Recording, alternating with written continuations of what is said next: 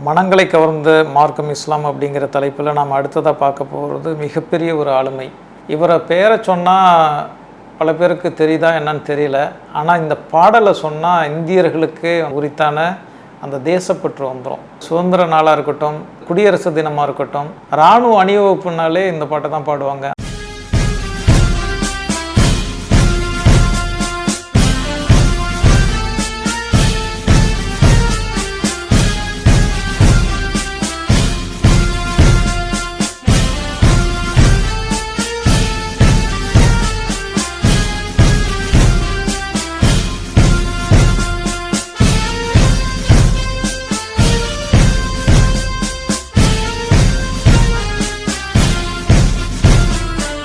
இந்த பாடலை எழுதியவர் தான் மகாகவி இக்பால்.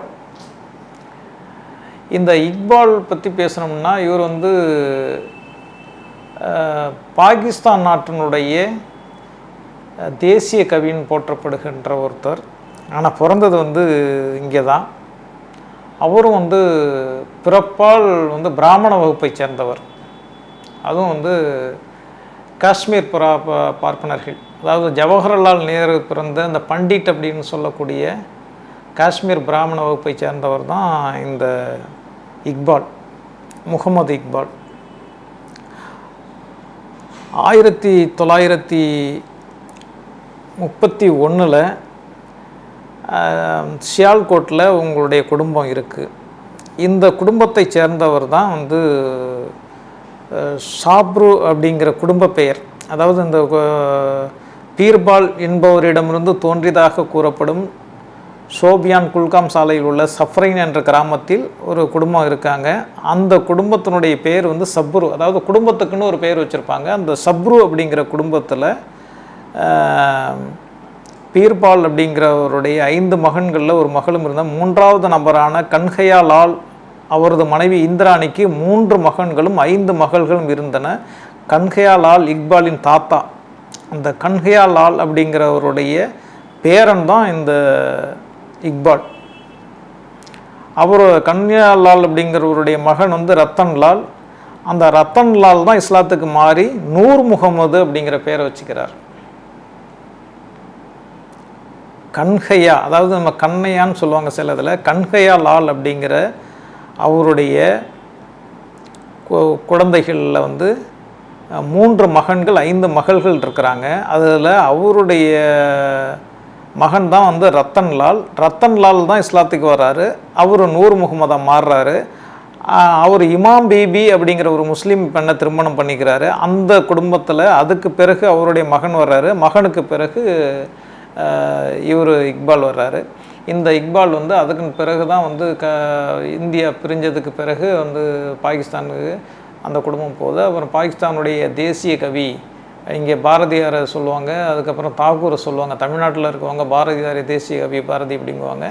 இந்தியா முழுமைக்கும் ரவீந்திரநாத் தாகூர் தேசிய கவின்னு சொல்லுவாங்க. அது மாதிரி பாகிஸ்தானில் இருக்கிற ஒரே தேசிய கவி இந்த அல்லாமா இக்பால். இதில் சொல்ல வேண்டிய ஒரு விஷயம் என்னன்னு சொன்னால், ரவீந்திரநாத் தாகூர் எழுதிய ஜனகணமன அப்படிங்கிற பாடல் இந்தியாவினுடைய தேசிய கீதம் ஆவறதுக்கு முன்னாடி இந்தியர்களுக்குன்னு இருந்த ஒரு தேசிய கீதம், உணர்ச்சியை பொங்கக்கூடிய ஒரு தேசிய கீதம் அப்படின்னு சொன்னால் அந்த ஜஹான் சே அச்சா அப்படிங்கிற சாரே ஜஹான் சே அச்சா அப்படிங்கிற அல்லாமா இக்பால் எழுதிய அந்த பாடல் தான். அதனால தான் அந்த பாடலுடைய தாக்கம் இன்னும் போகல அப்படிங்கிறதுக்காக தான் இன்னமும் கூட இராணுவ அணிவகுப்பில் அவர் பாகிஸ்தான் போயிட்டார், பாகிஸ்தானுடைய தேசிய கவி ஆயிட்டார். ஆனாலும் கூட அந்த பாடல்களை இன்னும் இந்தியர்கள் அதுவும் இந்தியர்கள்னால் சாதாரண இந்தியர்கள் கிடையாது. இந்தியாவினுடைய அணிவகுப்பு, இராணுவ அணிவகுப்பு நினச்சுன்னா இந்த பாடல் தான் இராணுவத்தில் இன்னமும் முப்படை ஆயுதப்படையில் இருக்கிற எல்லா இராணுவ வீரர்களும் இந்த பாட்டை மனப்பாடம் பண்ணி வச்சுருப்பாங்க.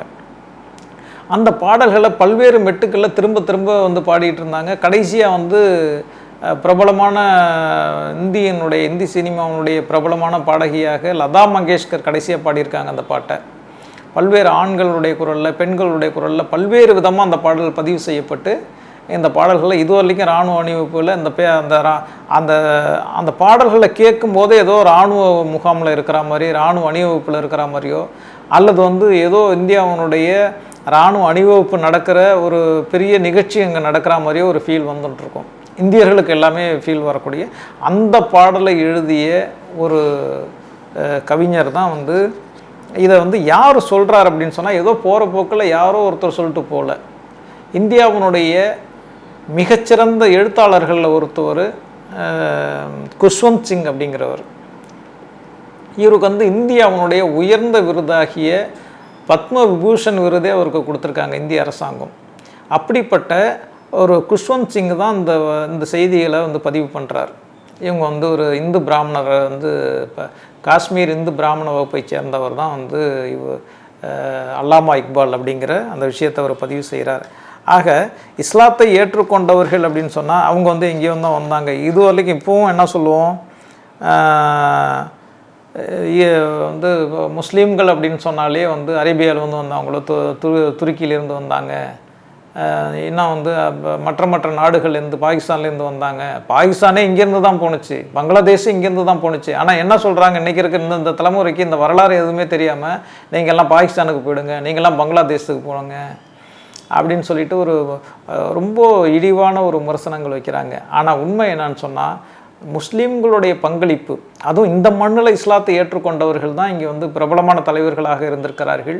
வந்து ஜின்னாவாக இருந்தாலும் சரி, அல்லாமா இக்பாலாக இருந்தாலும் சரி, இது மாதிரி நிறைய சேரமான் பெருமாள் மாதிரியான நிறைய தலைவர்கள், நிறைய ஆளுமைகள் வந்து இந்த மண்ணிலே பிறந்து இங்கே அந்த இப்போ மற்றவங்களாம் வந்து வெளியிலேருந்து வந்தாங்க, இவங்க மட்டும்தான் இந்தியாவிலேருந்து பிறந்தாங்க அப்படின்னு சொல்ல வரல. ஆனால் இது மாதிரி மிகப்பெரிய ஆளுமைகளே வந்து அவங்களுடைய வேரை நம்ம தேடணும்னு சொன்னால் அவங்களுடைய வேர் வந்து இங்கே தான் இருக்குது. அவங்க இந்தியர்கள் தான், பூர்வீக இந்தியர்கள் தான், இந்திய குடியை சேர்ந்தவர்கள், இந்த மண்ணை சேர்ந்தவர்கள், இந்த மண்ணுடைய மைந்தர்கள். அப்படிங்கிற போது மற்றவர்களும் இது மாதிரியான ஒவ்வொருத்தருக்கும் பின்னாடியும் ஒரு காரணம் இருக்கும். அரேபியாவிலிருந்து இஸ்லாம் வந்ததுங்கிறது உண்மை, துருக்கியிலிருந்து இஸ்லாம் வந்ததுங்கிறதும் உண்மை. அதே மாதிரி வந்து மத்திய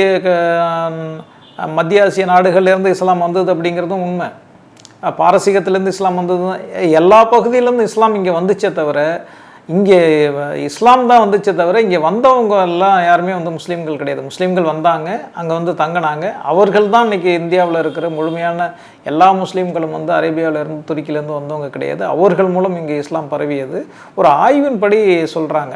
என்ன சொல்கிறாங்கன்னு சொன்னால், இந்தியாவில் இருக்கிற முஸ்லீம்களில் ஏறக்குறைய 25% பேர் யாருன்னு சொன்னால் இந்தியாவில் இருக்கிற மேட்டுக்குடியை சேர்ந்தவர்கள், அரேபியாவிலிருந்து வந்தவர்கள், துருக்கியிலிருந்து வந்தவர்கள், ஆப்கானிஸ்தான்லேருந்து வந்தவர்கள். இவங்கெல்லாம் சேர்ந்து வந்து வெறும் 25% பேர். இதை சொன்னவர் யாருன்னு சொன்னால் அஸ்கர் அலி என்ஜினியருங்கிற ஒரு மிகப்பெரிய ஆய்வாளர். அவர் இறந்துட்டார். ஒரு மார்க்சிய சிந்தனையாளர், மிகப்பெரிய எழுத்தாளர். அவரை பற்றி படித்தவர்களுக்கெல்லாம் தெரியும். அந்த அஸ்கர் அலி என்ஜினியர் தன்னுடைய ஆய்வில் தான் அதை சொல்கிறாரு. இந்தியாவில் இருக்கிற முஸ்லீம்களில் 25% பேர் இது மாதிரி மேட்டுக்குடி, அதாவது மன்னர்களாக இருந்தவர்கள், பிராமணர்கள், ரஜபுத்திரர்கள், இப்படி இருந்தவங்க. அதாவது வந்து இப்போ இன்றைக்கி பார்த்தோம்னா உங்களுக்கு ஒரு வரலாறு படிக்க போகும்போது தெரியும், ஜோதா அக்பர்னு சினிமா கூட வந்திருக்கு. இப்போ இதெல்லாம் யார் அப்படி, ஜோதாபாய் அப்படிங்கிறவங்க வந்து ஒரு ரஜபுத்திர வம்சத்தை சேர்ந்தவர்கள். முகலாய அரசுகளில் நிறைய வந்து ரஜபுத்திர பெண்கள் வந்து முகலாய மன்னர்களை, மன்னர் குலத்தை சேர்ந்தவர்களை, இளவரசர்களை இப்படியெல்லாம் திருமணம் பண்ணிக்கிட்டு இருக்காங்க. அப்படி இருக்கும்போது இந்த மண்ணுக்கு சொந்தமான ஒரு மார்க்கம் தான் இஸ்லாம். மீதி சொல்கிற 75% மக்கள் யார் அப்படின்னு சொன்னால் அடிப்படைய, அதாவது வந்து அடிமட்ட சமூகத்தில் இருந்த மக்கள் தான் வந்து இஸ்லாத்தை ஏற்றுக்கொண்டார்கள். அது கேரளாவாக இருக்கட்டும், தமிழ்நாடாக இருக்கட்டும், அல்லது வட மாநிலங்களாக இருக்கட்டும், எந்த மாநிலமாக இருந்தாலும் 25% மேட்டுக்குடிகளும் மீதி இருக்கிற 75% பேர் இந்த மண்ணினுடைய பூர்வக்குடிகளாக இருந்தவர்கள் தான் இஸ்லாத்தை ஏற்றுக்கொண்டார்கள் அப்படின்னு சொல்லிட்டு அந்த ஆய்வில் சொல்கிறாங்க. ஆக அப்படிப்பட்ட ஒரு ஆளுமைகள் இவங்களுடைய வரலாறு எடுத்து பார்த்தோம்னா எல்லாருடைய இஸ்லாத்தை, முஸ்லீம்களாக இருக்கிற இந்தியாவில் இருக்கிற முஸ்லீம்களுடைய ஒவ்வொரு குடும்பத்துக்கும் பின்னாடியும், ஒவ்வொரு மனிதருக்கும் பின்னாடியும் ஒரு வம்சம் இருக்கும். அந்த வம்சத்தை சேர்ந்தவர்களுடைய வரலாறு இருக்கும். அந்த ஃபேமிலி ட்ரீன்னு சொல்கிறாங்களே, அந்த ஃபேமிலி ட்ரீனுடைய நீங்கள் வந்து வேறு போய் பார்த்தீங்கன்னா அது ஏதாவது ஒரு இந்து அப்படின்னு சொல்கிற ஒரு குடும்பத்தை தான் போய் நிற்கும். அது இந்து மதம்னு ஒன்று இருந்துச்சா இல்லையா அப்படிங்கிறதெல்லாம் வேறு, அது சர்ச்சைக்குரிய விஷயம். அதுக்குள்ளே நம்ம போகலை. நாம் அது தேவைப்பட்டால் வேற ஒரு தலைப்பில் பேசுவோம். ஆனால் இவர்கள் எல்லாம் இந்த மண்ணினுடைய பூர்வக்குடி மைந்தர்களாக இருந்தவர்கள். அவர்களாக இருந்து பல்வேறு காரணங்களுக்காக இஸ்லாத்தை ஏற்றுக்கொண்டவர்கள். இப்போ இவங்க ஏன் இவர் இஸ்லாத்தை ஏற்றுக்கொண்டார் அப்படிங்கிறதுக்கான காரணங்கள் பார்த்தோன்னா, இஸ்லாம் அந்த காலத்தில் வந்து காஷ்மீரில் வந்து பிரபலமாக வளர்ந்துக்கிட்டு இருந்துச்சு. அதனால தான் ஒரு காலகட்டத்தில் பார்த்திங்கன்னா காஷ்மீரே வந்து ஒரு முஸ்லீம் மாநிலம் அப்படிங்கிற அளவுக்கு வந்துச்சு. அப்படி அந்த காஷ்மீரில் இருந்த முஸ்லீம்கள் இஸ்லாத்தை ஏற்றுக்கொண்ட ஒரு குடும்பத்தை சேர்ந்தவர் தான் இந்த இக்பால். இதை பற்றி வந்து டெலிகிராஃப் அப்படிங்கிற பத்திரிகையில் கட்டுரைகள் வந்திருக்கு. அதுக்கப்புறம் இந்த முஸ்லீம் டைம்ஸ் அப்படிங்கிற பத்திரிகையில் 2013 இந்த கட்டுரை வந்திருக்கு. இந்த கட்டுரைகள் எல்லாமே வந்து இதை பற்றிய செய்திகளை சொல்லுது. நம்ம இதில் சொல்ல வர விஷயம் என்னன்னு சொன்னால், இந்தியாவில் இருக்கின்ற பிரபலமானவர்கள் மட்டுமில்லை, பாகிஸ்தானில் இருக்கிறவர்களும், பாகிஸ்தானுடைய தந்தை என்று சொல்லப்படக்கூடிய முகமது அலி ஜின்னாவும் இந்தியாவில் இருந்து தான் போயிருக்காரு. அவரும் இந்து மதத்தை சேர்ந்த ஒரு பரம்பரை இந்து குடும்பத்தை சேர்ந்தவர். அதே மாதிரி அந்த நாட்டினுடைய, பாகிஸ்தான் நாட்டினுடைய, ஏன்னா பாகிஸ்தானை சப்போர்ட் பண்ணுறதுக்காக இல்லை, பாகிஸ்தானாலே எதிரி அப்படிங்கிற மாதிரி இப்போ இங்கே இருக்கிற முஸ்லீம்களையும் பாகிஸ்தானோட சம்மந்தப்படுத்தி பேசுகிற ஒரு வழக்கம் இன்றைக்கி வந்து அதிகமாகிடுச்சு. ஒரு முஸ்லீம் பிடிக்கல அப்படின்னு சொன்னால் நீ பாகிஸ்தானுக்கு போ, நீ எல்லாம் பாகிஸ்தானுக்கு தான் சப்போர்ட் பண்ணுவேன். அப்போ பாகிஸ்தானில் இருக்கிறவங்க யார்? இங்கேருந்து வந்தவங்க தானே. இப்போ பாகிஸ்தானுடைய தந்தை அப்படின்னு சொல்லக்கூடிய முகமது அலி ஜின்னாவே வந்து இந்து குடும்பத்தை சேர்ந்தவர். அந்த நாட்டுடைய தேசிய கவியாக இருந்த அல்லாமா இக்பால் வந்து பிராமண வகுப்பை சேர்ந்தவர்.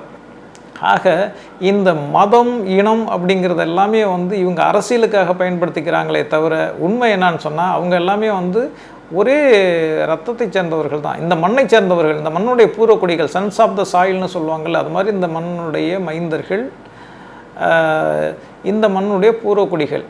இப்போ அல்லாமா இக்பால் வந்து நீங்கள் வந்து பாகிஸ்தானுக்கு போனதுக்கப்புறம் அது பாகிஸ்தானுடைய எதிரி அப்படின்னு சொன்னால், அவருடைய தேசிய கீதம் ஏன் இன்னமும் பாடப்பட்டுருக்கு? அவர் எதிரின்னு சொன்னால் அவருடைய தேசிய கீதமும் தூக்கி போட்டிருப்பாங்க இல்லையா? அப்படி யாரும் பார்க்கல. ஆனால் இதெல்லாம் தேடி கண்டுபிடிச்சி நம்மளாம் சொன்னதுக்கப்புறம் அதெல்லாம் நான் தேசிய கீதமாக ஒத்துக்க மாட்டேன்னு யாராவது சொன்னாலும் சொல்லலாம். அப்படி சொன்னால் சந்தோஷம் தான், விட்டுட்டு போங்க, அது பிரச்சனை இல்லை. ஆனால் இதுதான் உண்மை, இதுதான் வரலாறு. அவரும் இஸ்லாத்தை ஏற்றுக்கொண்டவர், அவருக்கு முன்னாடி சொன்னோம் அவரும் இஸ்லாத்தை ஏற்றுக்கொண்டவர். அதுக்கு முன்னாடி சொன்ன நம்ம சேரமான் பெருமாளை பற்றி சொன்னால் 2 சேரமான் பெருமாள் அவர்களும் இஸ்லாத்தை ஏற்றுக்கொண்டவர்கள். இவங்க இஸ்லாத்தை ஏற்றுக்கொண்டவர்களாக இருந்ததுனாலேயே வந்து இந்துக்களுக்கு எதிரியாக மாறிட மாட்டாங்க. ஏன்னா அவங்களுடைய ரத்தம் இந்துக்களுடைய ரத்தம் தான். அவங்க எப்படி மாறி போக முடியும்னு அவுரங்கசீப்பை பற்றி பேசினா அவர் வந்து மதவெறியர் அப்படிங்க. அவுரங்கசீப் எந்த வழியில் வந்தவர்? பாபருடைய வழியில் வந்தவர் தானே. பாபருடைய மனைவி யார்? அதன் பிறகு பல மகாராணிகள், அதாவது முகலாய சாம்ராஜ்யத்தை சேர்ந்த பல பெண்கள் வந்து இஸ்லாத்தை ஏற்றுக்கொண்ட ரஜபுத்திர பெண்கள், அவங்களுடைய ரத்தம் கலந்தது தானே வந்து அவுரங்கசீப்பனுடைய 2 தலைமுறைக்கு முன்னாடி உள்ளவங்கெல்லாம் வந்து யார்? அந்த பெண்கள்லாம் வந்து ரஜபுத்திர பெண்கள் தானே. ஆக இது வந்து இந்த வரலாற்றை மூடி மறைக்கிறதுக்கான ஒரு முயற்சி தொடர்ந்து நடக்குது அப்படிங்கிறதுக்காக தான் நம்ம இதெல்லாம் சொல்ல வேண்டியதாக இருக்குது.